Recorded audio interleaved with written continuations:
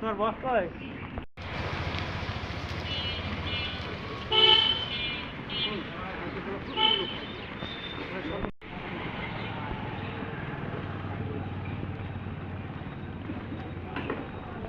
জীবন না বেদন দেখবে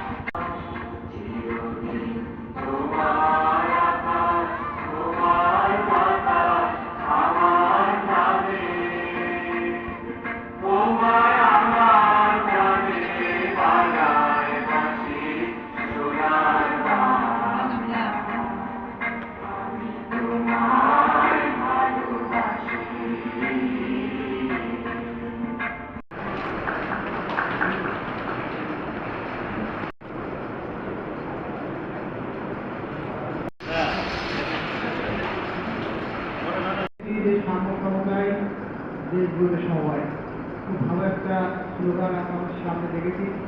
আমি আশা করব যে আমরা যারা সবার সাথে যুক্ত আছি অবশ্যই আমরা সবাই মিলে সম্মিলিতভাবে সেটা আমরা দেশ গড়ার কাজে আমরা অংশগ্রহণ করতে পারি সেই প্রত্যাশা ব্যক্ত করে এবং সমবায়ের সমিতি বিভিন্ন আয়োজনে অংশগ্রহণ করার সুযোগ আমার হয়েছে এবং এবারে যে প্রতিপাদ্য বিষয় নির্ধারণ করা হয়েছে যে সাম্য সমতায় দেশ গড়বে সমবায়, তাই না?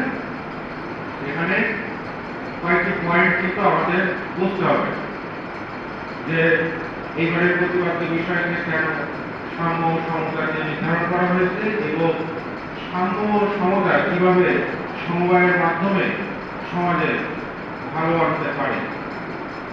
তাহলে আমাদের স্লোগান দেওয়া কিংবা এই আয়োজন সফল হবে।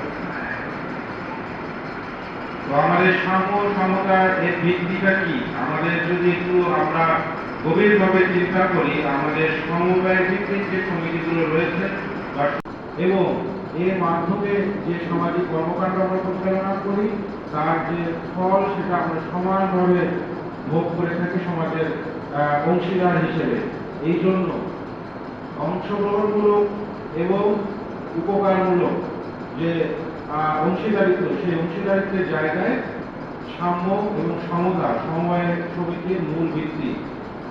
ব্যাংকিং সেক্টর থেকে একজন সমবায় সমিতির পার্থক্য